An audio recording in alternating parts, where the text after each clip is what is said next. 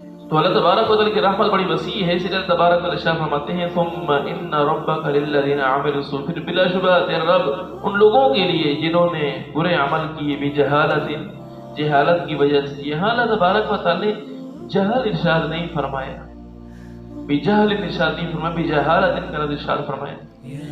کیونکہ جو جہل کا لفظ ہے یہ علم کے مقابلے میں آتا ہے، یعنی کوئی بے علم ہو یا جس کے پاس علم نہیں ہے تو اس کو جہل سے تعبیر کیا جاتا ہے، جس کو ہم بے سمجھی کہہ سکتے ہیں۔ یعنی کوئی آدمی کسی چیز کو جانتا ہے، اس برے عمل کو کر بیٹھتا ہے۔ ایک وہ آدمی ہے جو بے سمجھی کی وجہ سے اسے سمجھا ہی نہیں کہ یہ گناہ ہے، گناہ کر بیٹھا۔ بجہل ارشاد فرماتے اللہ تبارک و تعالیٰ، تو پھر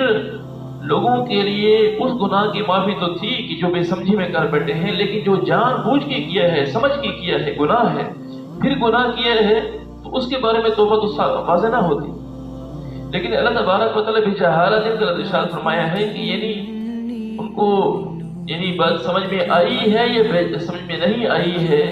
انہوں نے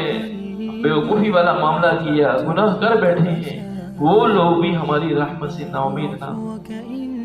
ثم ان ربک للذین عملوا السوء، بلا شبہ رب ان لوگوں کے لیے جو برے عمل کر بیٹھے ہیں جہالت کی وجہ سے، یعنی بیوقوفی کیا انہوں نے، چاہے سمجھ کر گناہ کیا ہے یا بے سمجھی میں گناہ کیا ہے، پھر ثم تابوا من بعد ذلک، پھر اس کے بعد توبہ کی انہوں نے، واصلحوا، اور اپنی اصلاح کی ہے، گناہوں کو چھوڑ کر بھلائی کے راستے کو اختیار کیا ہے۔ ان ربک من بعدها لغفور رحیم، بلا شبہ آپ کا رب اس کے بعد بڑا معاف کرنے والا ہے، بڑا رحم کرنے والا ہے۔